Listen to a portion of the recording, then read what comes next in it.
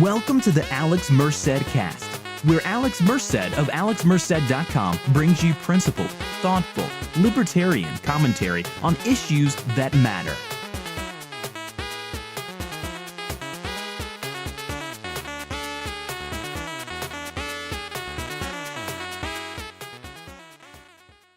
Hey everybody, this is Alex Merced from alexmerced.com, and you're listening to the Alex Merced cast. What we're doing this episode is just kind of go through the remaining questions I have. So I have 6 more questions out of the questions you guys had wanted from me. Some of them are pretty quick answers, so here we go. First one is health insurance and HSAs. Basically, the idea is if everyone had an HSA, would that eventually destroy the health insurance market? Not at all. There's always going to be a health insurance market. The question is, what products are they selling? Are they selling a comprehensive healthcare like they do now? Maybe not. But I don't think HSAs alone would be what would dismantle that need. I think things like direct primary care would also go a long way in. Like, my thought process always was, like, I think last year I came out with a proposal when everyone was talking about Trump's or the Republican healthcare reform ideas of how you could do some reforms to start pushing the healthcare market into sort of more of a free market direction. And this would be to basically replace all health aid at the federal level. Just take all the dollars that the federal government spends on healthcare and put it into a tax credit, a tax credit on healthcare purchases, and basically leave it at that. So people could basically use this they can use this credit against HSA contributions. They could use it against a purchase of a catastrophic plan. They can use it for their monthly fees for direct primary care. They could use it for premiums on a long-term care policy. The idea is you figure out sort of what are the basically this creates a price point. So we figure out sort of what we're spending per person right now in healthcare. Okay, and then basically what's going to happen is this. Okay, we're going to say this is basically what we're going to continue spending dollar amount. We're capping it. And every individual gets a tax credit that much. And it's up to the individual to kind of figure out, piece together sort of what their products will be. And then basically everyone else is going to be trying to figure out try to create a product that kind of addresses that price point. And again, they're going to be catering to the consumer. And then you can start over time reducing that credit as the market develops, because then the market forces will take over, and you'll start having more reasonable prices, and everything will change over time. It will not be overnight. It will take some time, because business models will have to change and be remarketed, and it's not going to be pretty.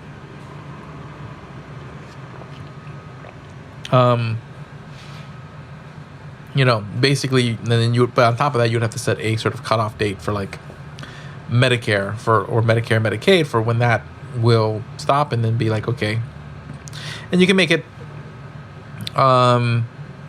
something to that effect. Again, I had it more thought out last year. I'm just recollecting it now, but that would essentially be sort of the next step, how you move in that direction, because then that creates the incentive, that creates the ability for everyone to participate in the healthcare market, and it creates the ability for people to start creating that healthcare market, and creates that initial price point for people to optimize to. Then once the market kind of forms, so everything sort of retools itself, you can kind of start pulling back even further. Cool. Principle was result. We did that. Party discipline. So this people are asking me like, oh, how do we keep the Libertarian Party in line so that way everyone focuses on the same thing? You'll never do that. No party has everybody in their party focusing on the same thing. Other parties have more contributors because they have been around longer, and they were in there before a lot of regulations and stuff that make it harder for a smaller party to grow. It kind of goes back to that whole monopoly thing I was talking about in a previous episode. But as they get bigger, with more contributions, you can have more party staff. Party staff is really the people who are going to be most disciplined, because their financial livelihood is going to be tied to the party's success. Because if the party doesn't get donations, they don't keep their job. And if basically the party isn't effective, they're not going to get donations. So you need to get to the point where you're getting enough donations to have more staff that can put a lot of these things into place, whether it's at the state level. State parties sometimes have staff. National, we have staff. But first we got to hit a level. So with the staff that we have now, we're doing effective things, and then hopefully that grows our donation base down the road, so we can hire more staff, and then those additional benefits. And because ground the volunteers, you can't just sit there and just sell volunteers. Everyone's got to be on the same page about the same thing for the same goals. It's just not the way it works. People are involved in politics. People contribute to politics out of passion. Also, I think with the other major parties, they get a lot of money from their special interests. We don't in the Libertarian Party because we don't cater to special interests. So we depend on the people who are passionate, and they're going to be passionate about different things. But we need to just continue building an effective machine, or a machine that's growing in effectiveness, and then growing those dollars. It's a much longer road, but it's a road that will build something that'll bring much more value to society as a whole. Wealth accumulation. What were they saying here? Wow, I guess it was just about dealing with wealth accumulation. Here's my thing with wealth accumulation. The people who built the wealth, after a few generations, it really doesn't matter how big a particular, like how many billions a particular person has, because here's the thing, they're not spending most of it. And if they spend it, hey, now it's back out there. If they don't spend it, it's saved and it's just being invested by a bunch of money managers, which means it's going into other businesses who are using it to pay their employees. Okay, even if it goes into like derivatives, before anyone says that, like if it's going into a derivative, it's still being used and eventually going to make its way into some business, because most derivatives are just bundlings of other loans that were made to mortgages, small businesses, whatnot. So that money is still going to someone who's doing something with it.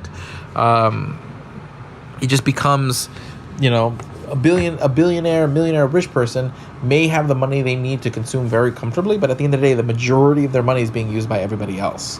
But because they have so much, they have a very, very low need for a return, so they can actually lend it out, invest it at much lower return projects. While somebody who's not wealthy, they're going to really want more bang for their buck. Okay, the marginal benefit, basically the marginal demand's going to be a little bit higher. So basically, projects are not high return. Projects that are kind of safe projects with low return are probably not as likely to get the capital.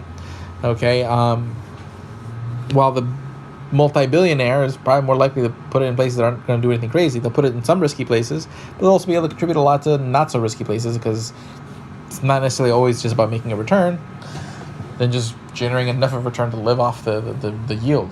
So I don't worry about that too much. Yeah, I know sometimes people get really annoyed at people who live in opulence, but oftentimes it's short-lived. May last a generation or two, but someone screws it up down the road. And if they lose it, it should be based on their poor decisions, not because, hey, someone just didn't like them having it.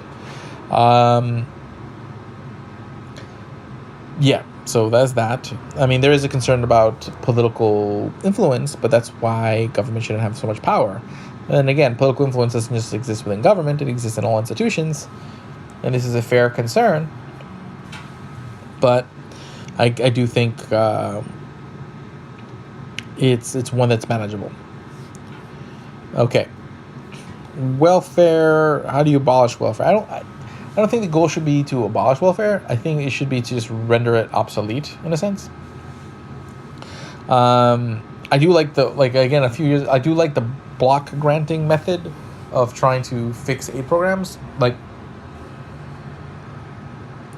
a couple years ago, I came up with a tax plan that basically said you have to get rid of Medicare, Medicaid, welfare, all the aid programs, and instead you would replace it with like a credit in a flat tax code. And if you really want to kind of hear the details of that plan, just look up 20% flat tax Alex Merced. But the idea was you created this aid program that was sort of aid based. It was built into the tax code, and it didn't tell people how to spend the money. Like basically, people could figure out what they're going to use these funds for. Again, it allowed for there to be some more agency with the money, to allow some more market forces to approach how this money is used, and hopefully create a situation where the world improves enough, where basically that those market forces do market stuff enough that you could reduce those supports. and eventually just leave it to the market entirely. Because again, you have to realize that the world is really far off track right now. Like, the world has become really dependent on all sorts of different supports. So the question is, how do we get people off those supports? So it's like, sort of, how do you transition people off? How do you create people, don't take away the support, but put people in a situation where they'll start moving things in a direction where the supports can be removed. It's kind of like if you get a cast. You put the cast on because your arm needs to heal for a little bit, and then maybe you'll put on like a smaller cast or some sort of splint, but eventually the goal is to not have anything there at all. But right now our arm is broken. We need to do something about that. But you could just, I don't think just saying abolish all the welfare programs is politically viable. I think if you get rid of the welfare programs, but you don't address the other problems that are causing the economy to be problematic, because the reason why the economy isn't growing as fast as it should or being robust as it should isn't because of welfare. The taxes that go to fund the welfare do contribute to that, but it's also the regulations. So if you don't address those things, then what happens? You just have a bunch of people with no supports, with a really lackluster economy, which is sort of the worst of all worlds. Okay, you really, you gotta think that through, because again, how people respond and their outcomes will determine how sustainable the outcome is. Also, how people view that argument going forward. Okay, so that's that. Liberty versus anarchy. I do think there's a difference between the word liberty and the word anarchy. This is why I don't really refer to myself as an anarcho-capitalist anymore. Because generally the word anarchy means like a world without rules. So it's like, when a libertarian, especially one who believes that a stateless society can exist, they're not necessarily saying, hey, we're looking for a world with no kind of order or rules. It's more, we think there's a world that can exist with a radical level of decentralization and voluntarism. It's kind of a different, it has a different tenor in a sense. You're not saying, hey, there's no rules. It's just it's not centralized. It's not compulsory. Okay? So liberty is more about giving people license, okay? And what the institutional makeup matters less than whether people have license or freedom to do things with their life, body, and property. You could theoretically imagine a world where there's this thing we call government, okay, that the government could be theoretically, funded by fines and fees that are for services that we all choose to use. It's still there, but we are not restricted in any other way by any institution that we don't consent to be in. You could imagine that world. So I focus more on the autonomy side of it. Are people free? Do people have their liberty over their life, body, and property, less than whether a specific institution exists in that world that enables that? Which I feel like when you really get into the word anarchy, you become more, oftentimes you get lost in the idea of hating government, and you get distracted from the idea of loving liberty. So